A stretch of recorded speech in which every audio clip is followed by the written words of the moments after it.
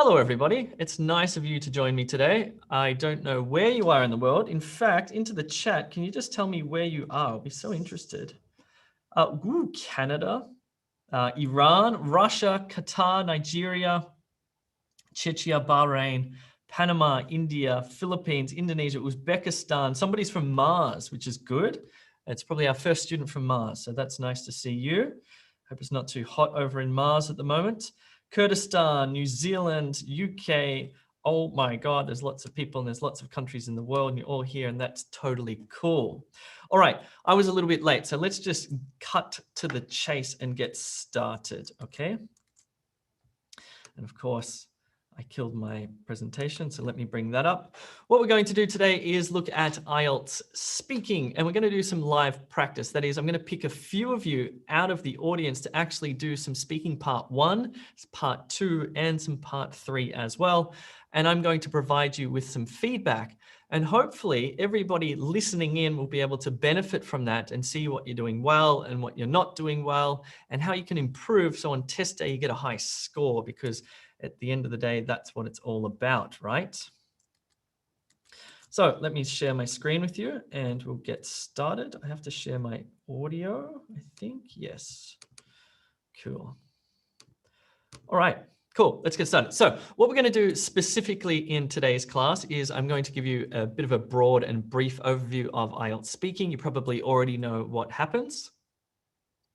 Then we're going to look at speaking part 1 and we'll do a little open mic. I'll get 2 people to do some part 1 questions. Then we'll do part 2, we'll do the same thing. Part 3, we'll do the same thing. We'll do a little Q&A and this might take about an hour, hour and a half to get through. So let's get started. So broadly, what happens in IELTS speaking? Well, the whole thing goes for between 11 and 14 minutes, which is not a very long period of time. There are 3 parts, which I just briefly mentioned. It's actually one-on-one with an examiner. It is marked by the person you are speaking to on test day. It is not marked by a computer. The 3 parts are like this. The first part I refer to as small talk because it's pretty much just small talk. Part 2 is where it starts to get pretty challenging. I'm not going to say I don't like it, but I'll say part 2 is challenging because you have to speak for 2 minutes and do a monologue. Mono, one, that is one person. That's you speaking for up to 2 minutes. Then in part 3, you have a discussion, which I find much easier than part 2, but it's a much more philosophical, deeper discussion where you really get to express yourself and expand your vocabulary and do wonderful things with your language. Okay, importantly, how are you scored in IELTS speaking? You're scored on, well, it's actually not 4 criteria, because if you look closely at it, number 1 has 2 parts, fluency and coherence. I'll talk about these in a second, what that actually means. Vocabulary range and accuracy. So there's almost 2 parts to vocab there. Same with grammar. It's not just grammatical accuracy, you're also scored on your grammatical range, or the variability of your grammar. How many different sentence structures and verb tenses and modal verbs and conditionals and things like that that you can put in a natural sounding way, not forced. And pronunciation. And pronunciation in itself is a very complicated aspect of speaking. It involves many different elements, which we'll touch on right now. So what happens on test day is while you're doing the speaking, the examiner is going to be writing things down. Don't pay too much attention to what they're writing down. You have no idea if they're writing, that was amazing or that was terrible. It doesn't matter. But what they're doing is marking you against this thing here that you see on your screen. These are called the public band descriptors. This is all the linguistic jargon about where you score from 0 to 9. Okay. Put simply, fluency and coherence, which account for 25% of your score, mean that you speak effortlessly or with very little effort. Nobody really speaks effortlessly. It's always a little bit of a strain and a challenge, and there's hesitations and pausing, etc. But some people speak more effortlessly than others. That your ideas and the way you speak is connected. That is, your sentences are connected and your ideas are well developed. Now, just notice here in fluency and coherence that you are not scored for speaking on topic, and we'll get to that a little bit later. On the right-hand side of that, you'll see vocabulary. This is worth 25% of your mark as well. And as I mentioned, you have to be precise with the words you choose. Okay, so you're choosing the right word at the right time to make the right meaning. And also your vocabulary needs to be varied. That is, you don't want to be repetitious with your vocab, okay? You want to try and use a broad range of vocabulary when you're speaking about specific topics. And when we think about vocabulary, we're not thinking just about single words. We're thinking about phrases and collocations and perhaps some idioms and things like this as well, related to specific topics. Down on the bottom left, you'll see grammar, everybody's favorite friend, 25%. Again, it has to be accurate. That is, if you're talking about plurality, more than one, you'll say glasses, and you use plural nouns. So you have to get your grammar accurate, the verb tenses, the right preposition, the plural noun, etc. And also it has to be varied. So you can't just answer in short, simple sentences. You need to use some longer sentences. You might, I don't know, we'll certainly hear people speaking today, and I'll give them feedback on their grammar. The other aspect which I mentioned, which is also worth 25%, is pronunciation. That is clarity of your speech. That is how well you're able to articulate all of the sounds of English, okay?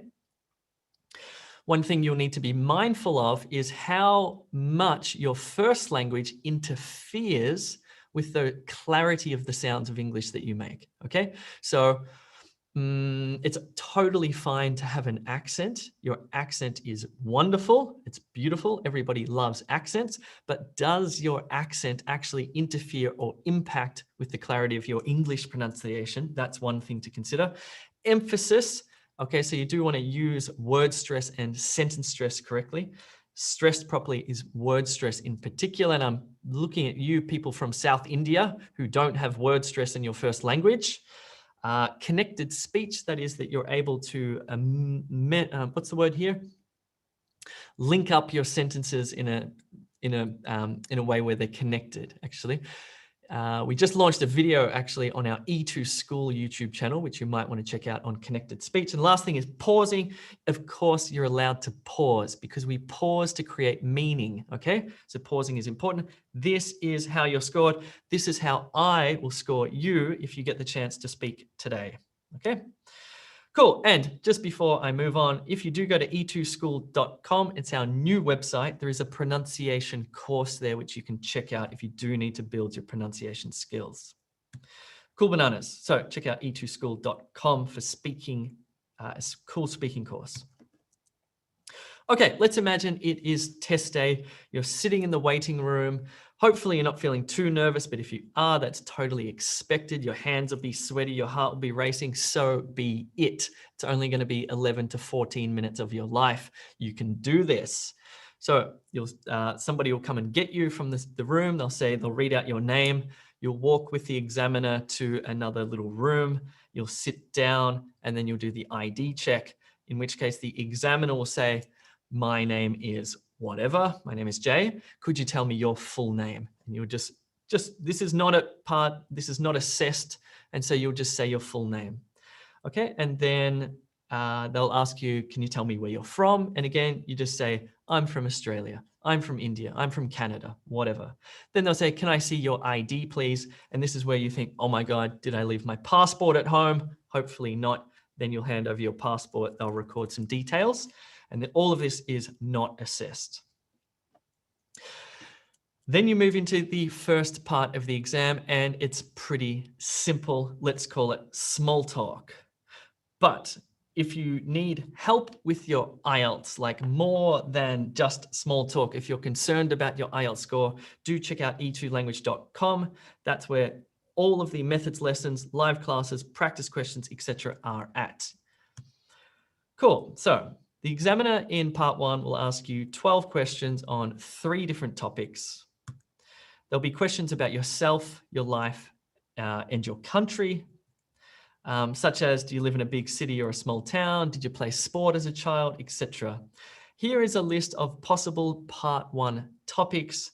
These are from sort of general English, work, study, hometown, weather, transport, TV, sport, shopping, reading, pets, newspapers, neighbors, not the TV show, music, hobbies, family, friends, evenings, dictionaries, that's a weird one, daily routines, computers, clothes, childhood, birthdays, art, happiness, going out, food, or flowers. Why not? Let's talk about flowers. Okay, these are some possible topics that you will see. Now, one of the things that you should be learning prior to your IELTS test are the E2 language methods, which are very powerful. They work for speaking, they work for writing, they work for reading and listening as well. So with this one, it's pretty straightforward in part 1. You're going to give a short response of a few sentences, okay? You are certainly not extending out your responses. You're just answering in about 10 to 15 seconds on each question. What you need to do is give your opinion, maybe provide a detail or details. Perhaps you can give a contrast. For example, with flowers, you could say, well, my grandmother really likes red roses, but for me personally, I like daisies. I don't know, there's a contrast. Compare the past to the present. When I was younger, I used to like azaleas. I don't know. But now I actually really like daffodils. Or you can compare the present to the future. Who knows what I'll like in the future when I'm old, and give reasons as well. So these are some ways to expand upon your speaking to increase your score. Cool. Right, let's do it. I'm going to pick someone from the crowd here. Let me remember how to do this. Participants, I need to click there. I need to click on attendees. Holy moly. If I don't choose you, I'm really sorry, but there's 609 people. 609 people. So let me just find somebody here. Okay. All right. Amalak has his or her exam tomorrow. So let's do that. Hello, Amalak. Hello. Hello, how are you? I'm good. How are you? Nice to hear Thank you. from you. Where are you calling from? I'm from India, Nice. Which part? New Delhi. New It's- Delhi. Oh, cool. Okay. Yeah. I was there recently, actually. How interesting. Oh, All right, Amalak, I'm going to skip the really simple questions. Usually in this part of the examiner will ask you, do you live in a house or an apartment or something like that? Let's skip that. Let's jump to the slightly more complex questions, great. which I've forgotten to put in. So let's talk about whether you live in a house or an apartment. So Amalak, let me do the examiner thing here. Now, in this first part, I'd like to ask you some questions about yourself. Let's talk about where you live. Do you live in a house or an apartment? So I live in a house. I've been living since my childhood, and I have been attached to it. Okay, good. That was a fine length of time, by the way. So what's the favorite room in your house, Amalak? My favorite room is close to the balcony. My room is adjacent to it. I love it because it has all these beautiful windows with itself, and I can have a good look of the view through it. Would you like to move to a different house in the future, Amalak? Since I've been living here since my childhood, I have been grown attached to it, and I do not prefer to move outside it. But if I go to some different country, I definitely might consider to shift to a different house. Good. All right. That's fine there, Amalak. I'll get you to stop. Okay, a few bits of feedback there. First of all, nice length responses there. Not too long. I think you did really well. You didn't go on for too long. If you do go on for too long in the examiner will say thank you and just get you to stop. But there's nothing wrong with that. It was good. I felt like you tried to you tried to include some interesting language, some adjectives. You talked about the balcony, the windows, etc. So you did exercise some vocabulary range there, which was good. I couldn't pick up any grammatical errors. There was some phrase that you said which was a little bit strange, which was "I am attached to it," but maybe that's just my understanding as the examiner, because attached can have those two meanings there. But good, that was fine. Cool. Thanks very much, Amalak. You have your exam tomorrow, is that right? Yes. Well, I wish you all the very best with that. Please let us know how you go, okay? Okay. Thank you for picking me. No worries. Thank you. Okay. Okay, cool. I don't think we need to do any more of part 1. We're going to skip to part 2 because that's where the rubber hits the road. So let me share my screen again, and we'll start talking about this more challenging aspect of the test. Cool, but I think Amalak did well there. Just short, clean responses, a bit of descriptive language, tried to exercise some vocabulary, accurate grammar. That's as good as it gets. Okay, here we go. In part 2, I'm going to skip that advertisement. In part 2, you are given a task card, okay? And you have 1 minute to prepare. Then you have 2 minutes to speak. While you're preparing, you can take notes. In fact, they give you a pen or a pencil and a piece of paper to take notes on that particular task card, which is critical. Sometimes after the little 2-minute monologue, you'll get 1 or 2 follow-up questions, okay? So the task card might look something like this. This one says, describe a teacher who has impressed you. You should say who he or she is, how you first met him or her, why you were impressed, and explain how you feel about this teacher now. So they give you that. They say you have 1 minute to prepare. You'll sit there. Here's the question. What do you do in the preparation time? My experience of having taken this exam 5 times is that 1 minute flashes by very quickly, and there's very little thinking that you can actually do, especially if you're under pressure. What I do when I'm doing this is I simply write down the names of 1, 2, or possibly 3 teachers from my past, okay? Or, as we'll talk about, a teacher that I would like to have in the future. So the first person that comes to my mind is my primary school teacher, who was my friend's mum. So I'd write that one down, right? And then I'd think, okay, who's another teacher? Who's another teacher? Okay, there was one recently with that university degree that I did. He was a great teacher. I'll write his name down. And then I think, okay, future, who would I like to learn from in the future? I'll write that person's name down. That's as good as it gets, I think. You write basically 3 ideas down. This is how I approach it anyway. So what's the method then? The method that I like, we call PPF, or past, present, future, because I'm going to tell 2 or 3 different stories about different people here, okay? One from the past, one from the recent present, and one from the hypothetical future, okay? Or I could talk about one particular teacher and talk about them in the past, and perhaps talk about them in the present now. Maybe I bumped into them recently or something like that. Or perhaps I watched somebody on YouTube years ago and then I've watched them recently. So it doesn't have to be 3 separate people. You can actually just divide up the time with this single person. Why do we do this? Why do we use PPF? Well, first of all, it's going to force you to vary your grammar, because if you are talking about someone from the past, naturally you're going to use past tense verbs. Your language will work like that. And if you're talking about someone from the recent present, naturally you'll be talking in the present perfect. And if you're talking about someone in the hypothetical future, you'll be talking about would, could, might, wouldn't it be nice, etc., using modal verbs or conditionals, things like this. So it varies up your grammar. But I think for me, more importantly, what it does is it allows me to continue speaking, and I don't get stuck and I don't go round and round in circles. That's one method. Another method is the traditional method. This is where you just simply follow the prompts on the card here. You certainly can in PPF also follow the prompts, but here you start with a short introduction.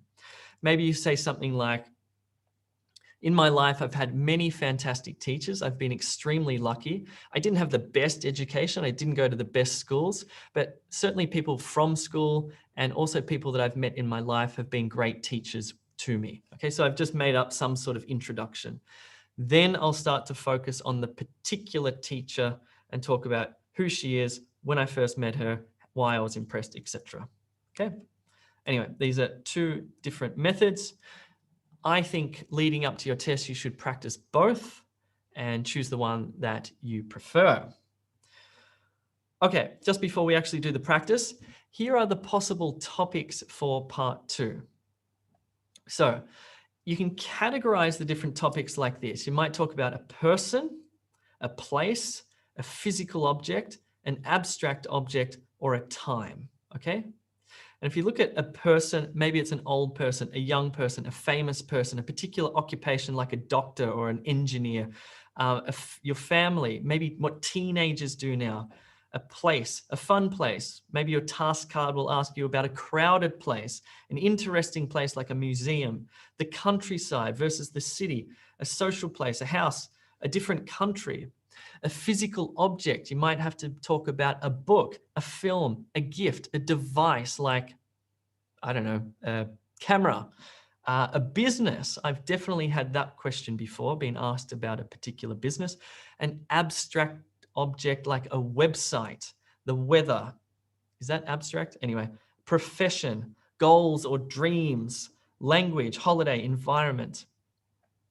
You might also be asked to talk about a time, a particular time or a particular memory that you have about being happy or sad or bored or excited or pleased or disappointed, where you've needed help or asked for advice, been given good news, lost something, found something, learned something, or remembered something. Okay, so you can see it starts to get a little bit more complicated than part 2. Sorry, than part 1. Okay, cool. Let's practice. We won't do, first of all, I just want you to practice by yourself, and then I'll select a couple of people. So I'm going to disappear. You have, let's pretend I'm doing it. I'm the examiner. I hand you the role play, the task card. I hand you a pencil and a piece of paper. I say you have 1 minute to prepare, and then you'll have 2 minutes to speak. I'm going to disappear.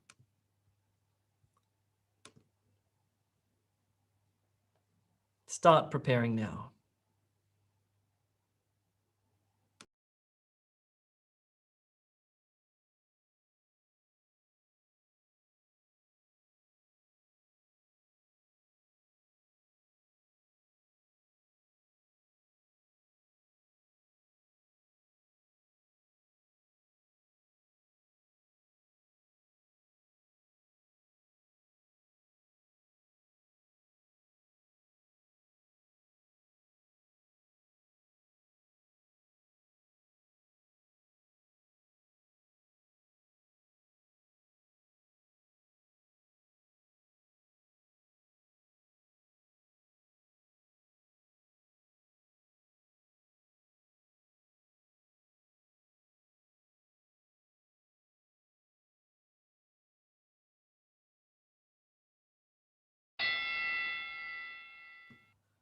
Okay, you can begin speaking.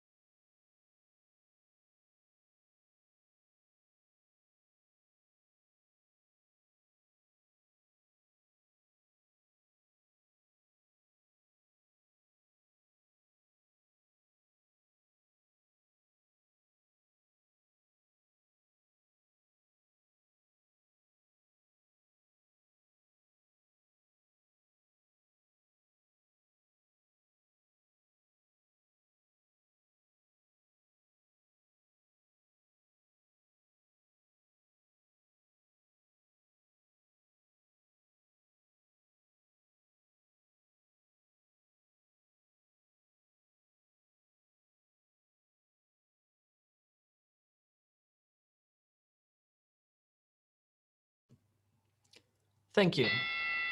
So one thing just to note is that IELTS speaking examiners will never say good or even okay. All they're allowed to say to you is thank you, because they're not allowed to indicate to you if you're doing well or not well, etc. Right?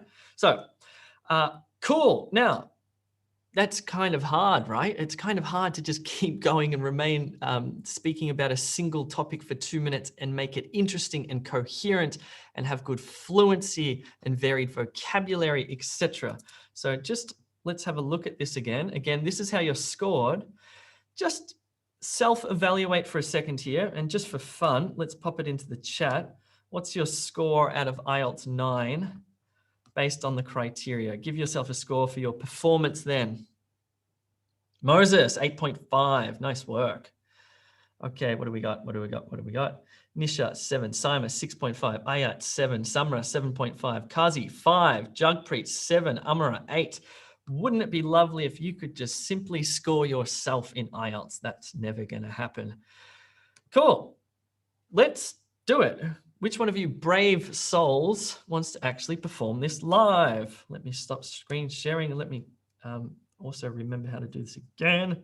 Moses, considering you were first, let me find you. Moses Miller. Okay, let me find you, Moses. There you are. Hello, Moses.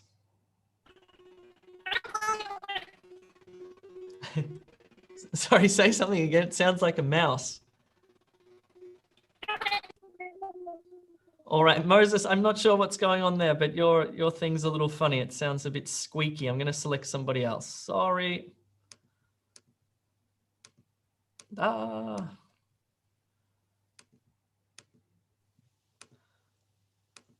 why does it do this? It never. All right. All right, sorry. I've got this. This happened last time. When I try and click on the thing, it flashes and then I can't click it. Let me just see if I can. All right, got it.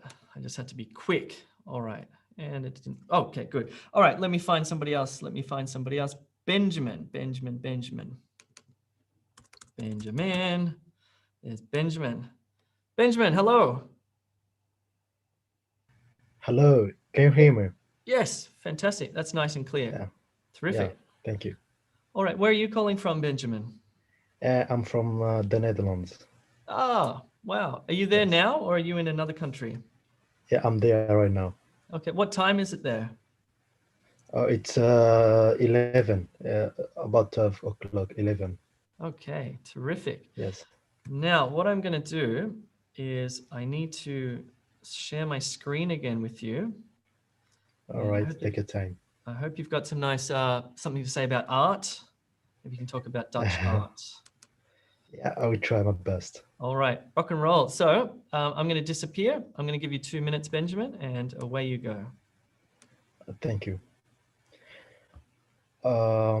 My first work of art I saw is architecture. I know many people don't consider architecture as a work of art, but the first time I saw it, I was about, yeah, I was around 10 years old, and my father was building a house. Yeah, right there, then I fell in love with architecture, and I considered it myself an art. Yeah, the first thing I saw, it's very complicated to understand. You have to, yeah, it has meaning behind it, and the more you look in the art of architecture, the more you understand. Like every single thing on the architecture project has a meaning. And right after that moment, I fell in love with architecture. I myself, I'm going to study architecture. It's what it's one of my goals in life. I don't know much about it because I've not yet started the study of it. But so far, what I know is that without architecture, yeah, the world will be much boring because everywhere you go, different cities, different countries. The first thing you notice is architecture. Yeah, that's one of reason I found architecture work of art, because an art is something you have desire for, something you like, something you look at and feel amused. Thank you. Thank you. Cool. All right. I've got some feedback for you there, Benjamin. Yeah, thank you. Actually, before I give you feedback, can you just tell me, how do you feel about your performance there? I feel like I got stuck and went around a bit.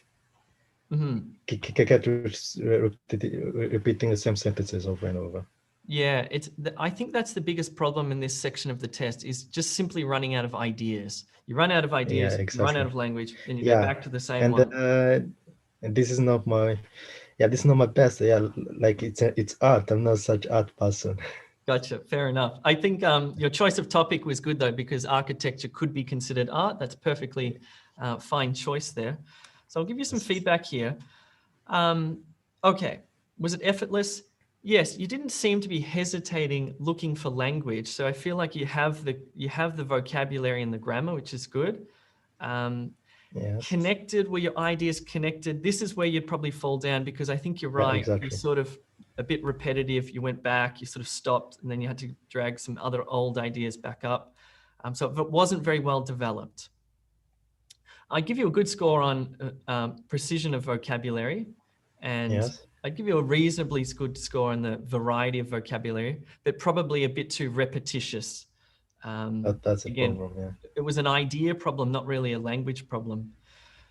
Grammar, I think grammatically it was fine. I've got no issues with grammar. Pronunciation, you've got a few issues there. Architecture, I think you were sort of Architecture. hitting as architecture. I couldn't quite get that one. Oh yeah. That's probably because different languages. In Dutch language, it's more architecture. This Gotcha. kind of mix. Gotcha. Yes. Yeah, well, this is a problem for people whose language is actually close to English. Is like, which is the correct one? Yeah, exactly. There was a pretty strong pronunciation issue with the th sound. So something. Yours sounds a bit like something, like an F sound. So Okay. a Yeah, little bit. Sorry. I'm going to note that. Yeah, First sound. that's Okay. an important one. Cool, but I commend you on your bravery. Well done. What I recommend you do while you're preparing is try out that PPF method. So instead of just choosing the one topic, running out of ideas and therefore running out of language, once you exhaust an idea, okay, you've talked about architecture, you've run out of ideas at about the 1 minute mark, then have another idea written down that you can switch to. Like maybe you'll talk then about painting or something like that, okay? I think you'll find that will boost your score. Okay, thank you very much, Jay. No worries. And, thanks for that. You have helped me so far. Thank you.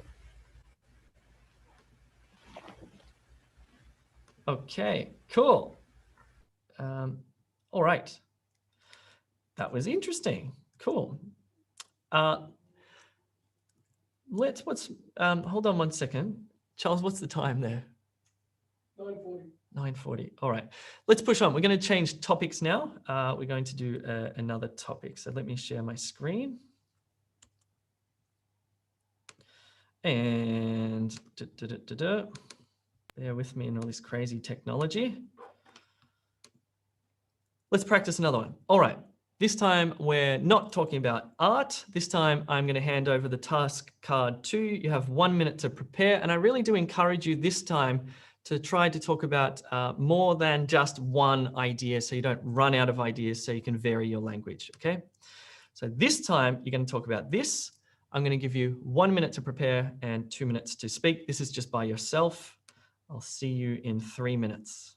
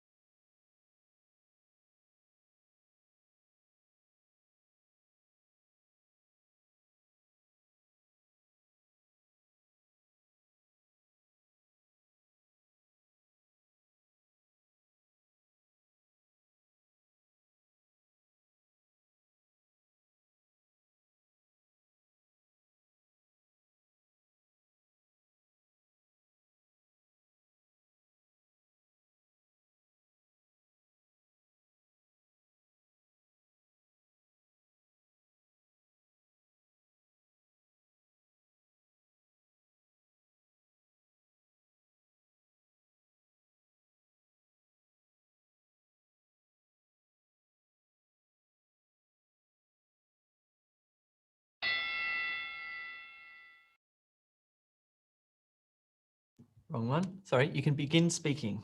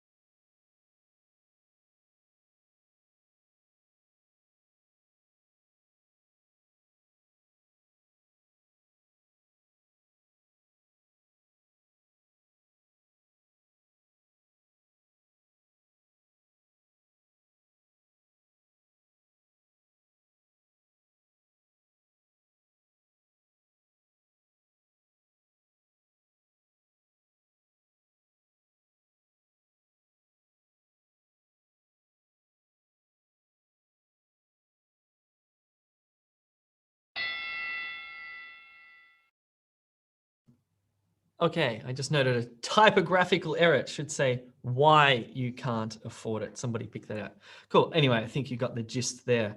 How did you go? Let's again look at the scoring because this is what it's all about. Effortless, connected ideas, well-developed, vocabulary is precise but varied, grammar is accurate but varied, your pronunciation is clear, good emphasis, good word stress, it's connected speech, and good use of pausing. Let's do this live. Why not? Why not? Let me stop screen sharing and let me go to here and let's hope that this works again. This time I'm going to choose Manaline. Manaline. Where are you? There you are.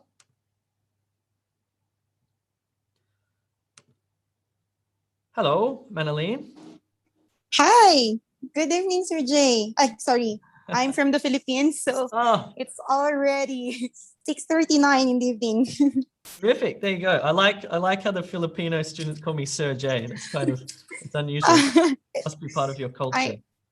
It is, especially because I am a healthcare worker, so we address everyone with sir or mom to show There you go. courtesy to everyone.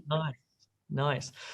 All right, Manaline, are you ready to talk about, let me fix that typo, why you can't afford, you're going to tell me, you're going to describe something that you'd like to buy, but you can't afford.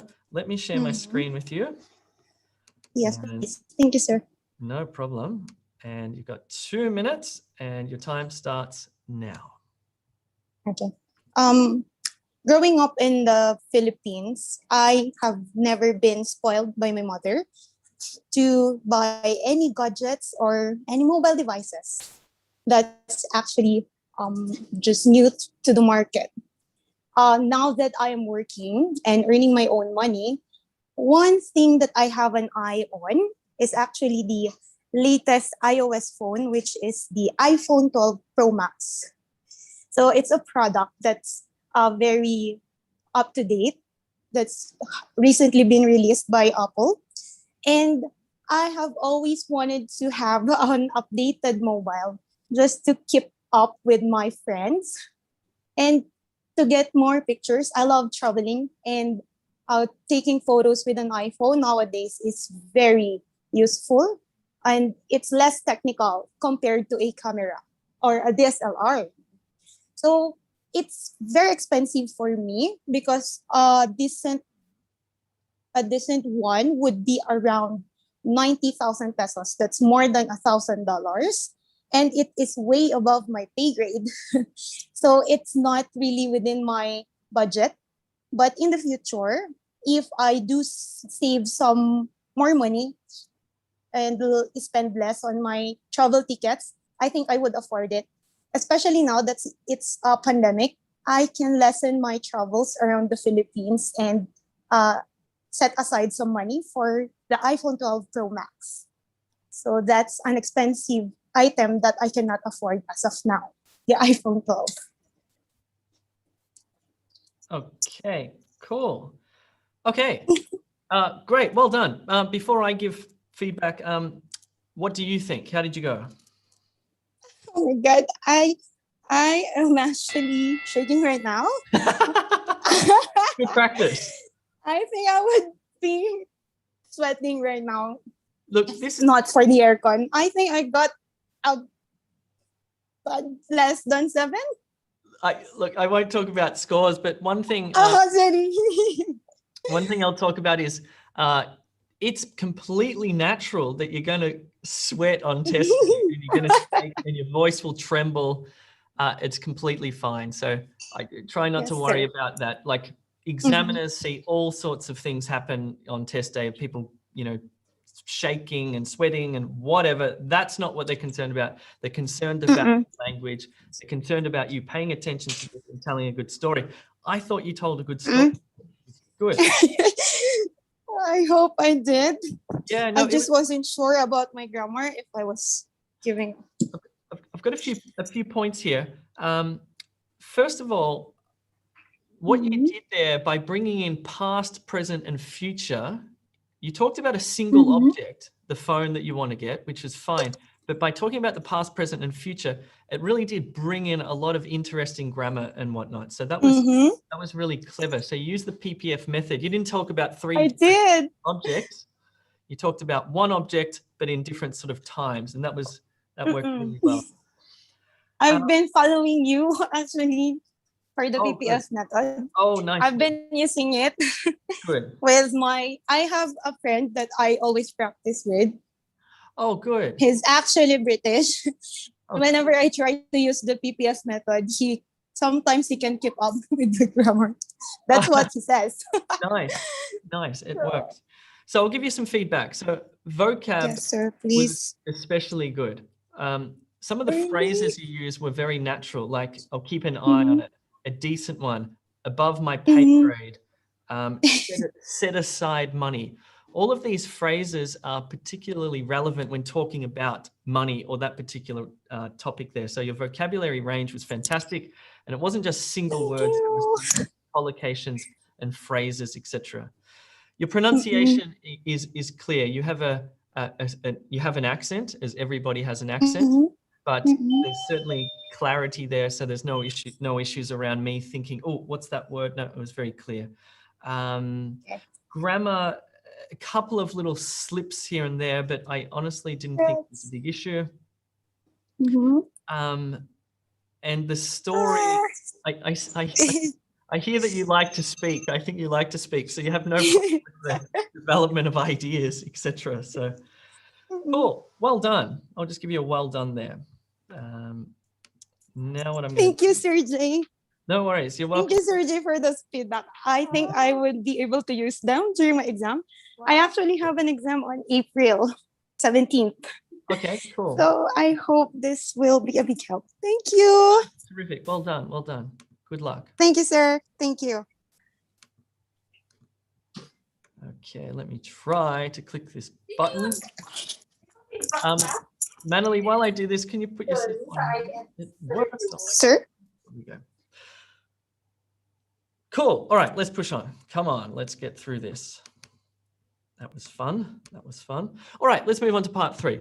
Part 3, before we talk about part 3, if you're watching this on YouTube, don't forget to click that subscribe button and become one of you might even get close to being our 1,000,000th subscriber. We're getting close to that. So please do click that subscribe button. But again, if you want to prepare properly for your IELTS test, check out e2language.com. And I hate to say it, you might have to prepare. Yes, you might have to prepare and study for this test. Okay, part 3 of the discussion.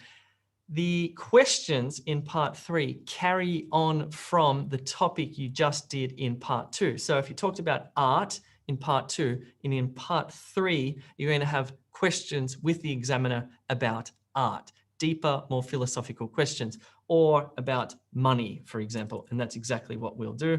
These questions will not be personal questions about you per se and what you think. They'll be a bit more about abstract ideas, okay? And it's not an IQ test, it's just eliciting language, so don't worry about that. We looked before about how you can expand your answers to get a higher score. This includes giving your opinion on something, providing details, contrasting, comparing, and giving reasons. So please keep all of these things in mind. This is what you want to do when you're answering the examiner's questions. And you want to speak for about, I don't know, maybe about 15 to 20 seconds, 20 to 30 seconds, whatever feels natural. Don't make it go on for too long. Cool, let's do it. And why not do it with somebody? Here we go. I've got someone in mind here. I'm going to choose Solomon. Solomon. Hello, Solomon.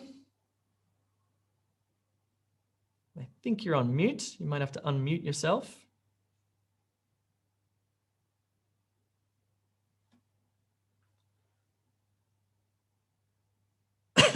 Okay. Solomon, you there? No. All right, let's try somebody else.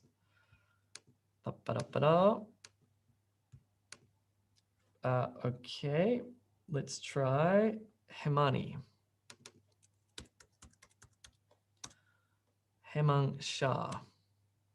Hello, Hemang. Hi, Jay. How are Very you? good. I am very well. How are you? Pretty good. Where are you calling from? Yes, I just lost you. Can you repeat it again? Where are you calling from? I'm calling from Bangalore, India. Oh, nice. I like Bangalore. It's one of my favorite cities in India. Cool. Let's cut to the chase, Hemang. Ready? I'm going to ask you some questions. You're going to give me some nice, deep, philosophical replies. We're going to talk about art. So we're carrying on from that part 2 that we did before. So Hemang, what kind of art do you enjoy? I enjoyed especially sand art because it is very much traditional and basically you can design anything over the sand. You make them the colorful art as well. So I like the sand art very much. Here we have a sand artist from Orissa. His name is Sudarshan Patnaik, and he's he got the Padma Shri award from the government of India as well. And every Thank time, you. Thank you. Are there other traditional art forms in your culture? yes. So we have many different art cultures are there. They are with us like past 1,000 years or more than that. I can, if I want to name it, like it's art on the clothes, art on the glasses, art on the different type of materials, for example, steel, and yeah. Thank you. What do you think makes a good painting? Sorry, can you repeat the question? What do you think makes a good painting? Yes. So an idea of a person, like the way he want to show, right? A painter want to show, and how he prepare it. Basically, it will make a good painting. It not just a color or a pattern he has used, but how he was creative and prepared the painting. It makes it more great. Should children study art at school, do you think? Yes, I believe if they are interested for that, kids should learn whatever they are interested and not just only the curriculum. Just continue on with that one a little bit more. Yes, so I wanted to say, like, if they are interested in art and if they really want to learn it, then school should be provide them this facility and study. I mean, make them prepare for art and paintings. That will create that will make them more creative and more creative thinking. They will have their ideas on various things, and it will be good for their mental growth as well. So I believe that it's a good idea. One more question. Hemang, what makes somebody artistic? It's all about like how a person you are. Maybe I think everyone is artist in this world right now, because we all have different thoughts. I have some different thoughts, you have some different thoughts, and based on that we will have um, um, our own space where we create things in our mind, right? And at the same time, if we want to do it on the paper or somewhere in some other form, that will be make us to push to be a artist. Thank you. All right, Hemang, how do you feel about your performance? I think it's okay. Yep. Any areas you think you can improve? I think I can improve over the vocabularies. I think while I was speaking, I don't get much words so I think I can improve over that maybe. Good one. Yeah, that's my biggest point for you is there were quite a few hesitations while you're thinking for that word. You were going, I could hear you sort of looking through your brain trying to find that vocabulary. So I think if I were you, I would really do really try to refresh your vocabulary before your exam. I can hear that you definitely have the language, like you have the grammar. There were very few grammatical errors. Your pronunciation's fine.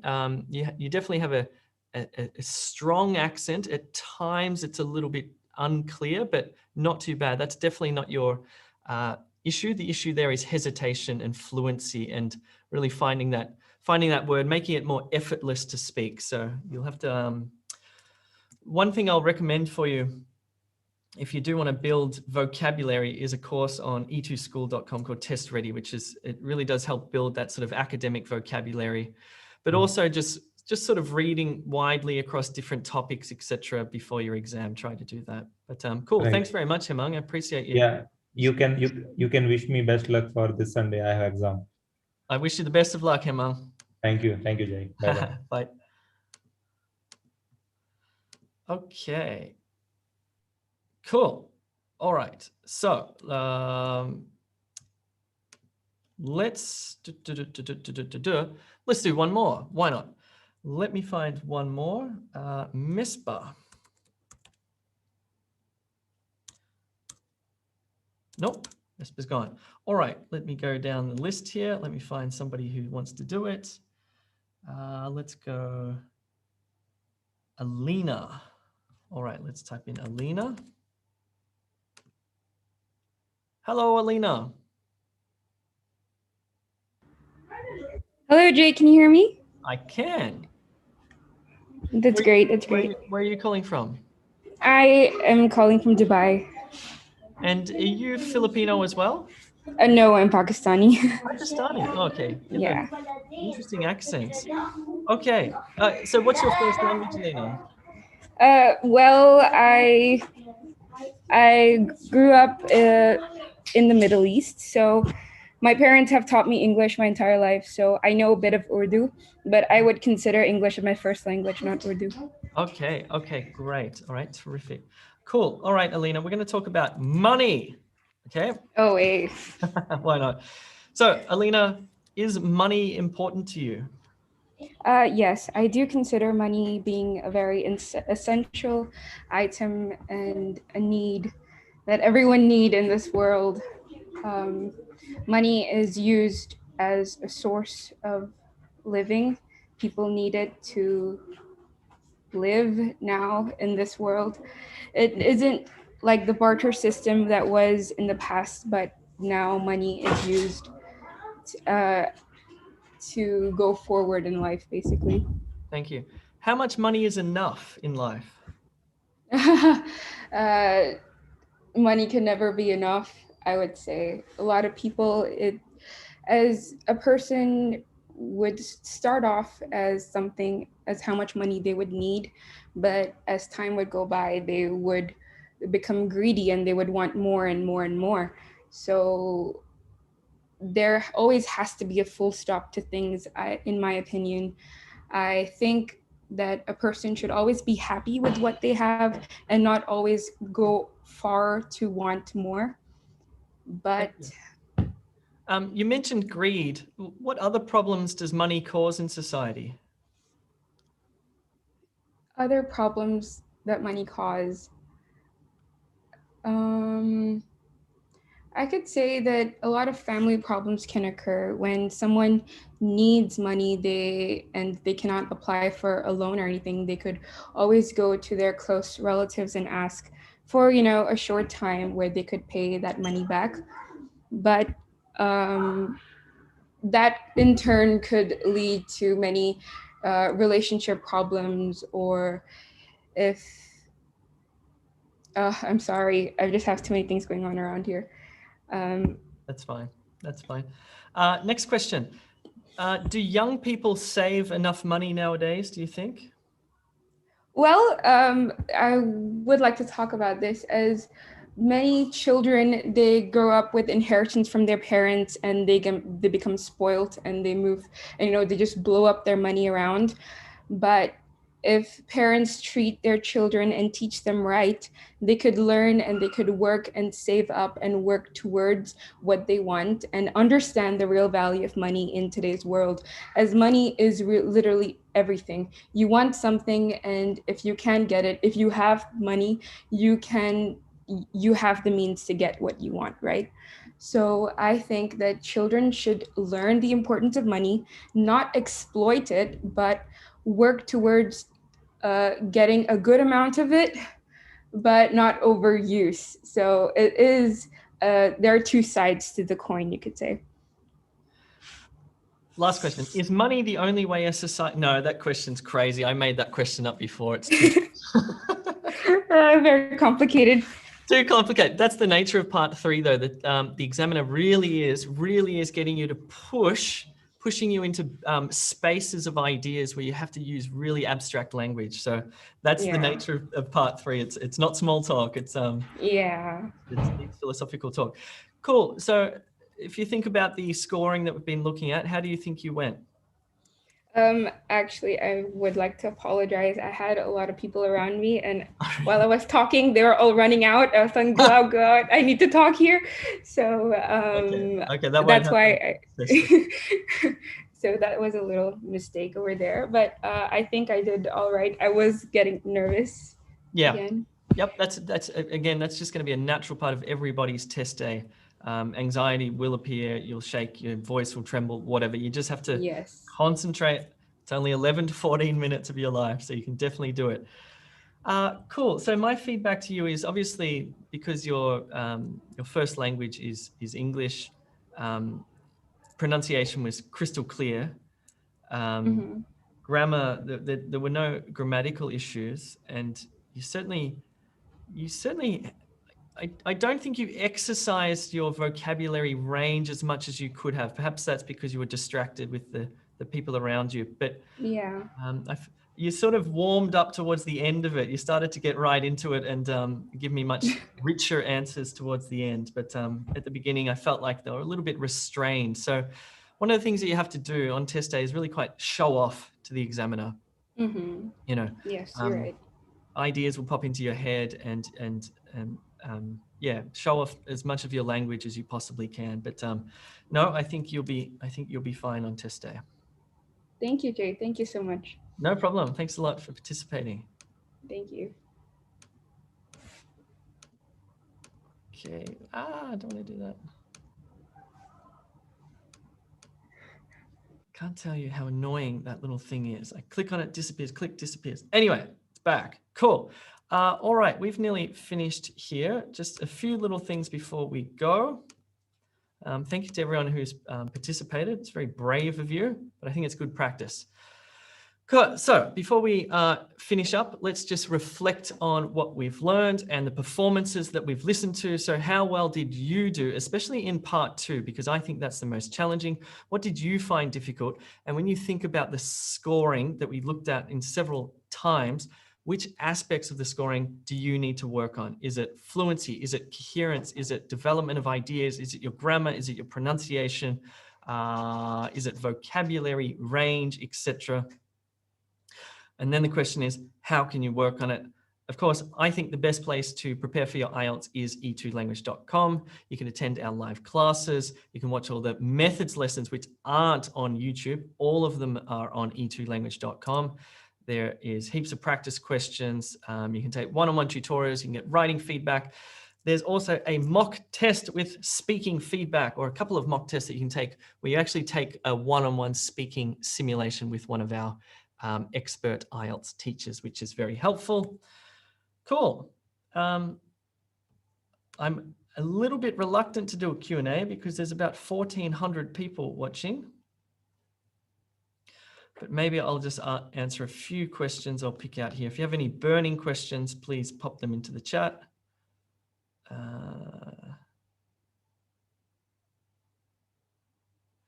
Mary says, Jay, in one of my IELTS tests, I had the topic of money and the examiner asked me, is money the root of all evil? How do you think we can answer that question?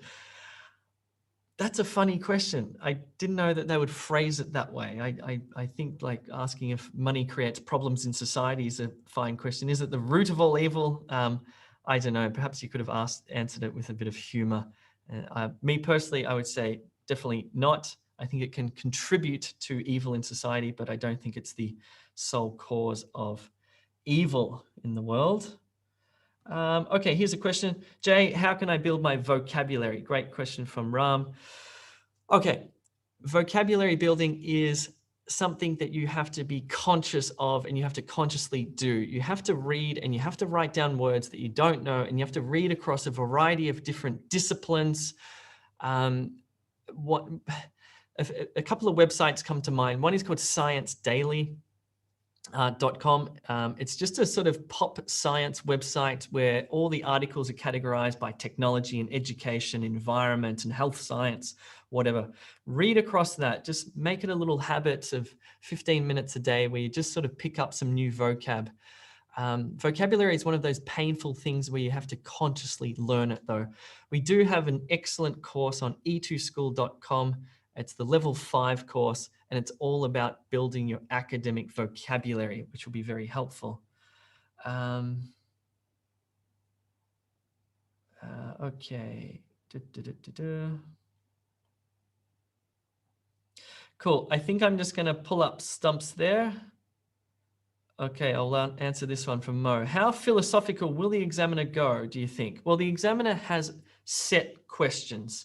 They're allowed to go a little bit off script with their questions, but they're not going to ask you about the meaning of life. They're not going to get into topics like religion or anything like that. They're very much going to be focused on those quite boring, mundane topics like money, or well, art's not boring, but those sorts of topics. So it's not going to get too philosophical. You're not going to be talking about quantum physics, for example, which is good. Cool. I think that's all. I'm going to leave you there. Thanks very much for coming along. I hope it was helpful. If you want to join me again, remember to subscribe to the YouTube channel or check out e2language.com. I bid you farewell. If you're taking your exam soon, I wish you all the very best.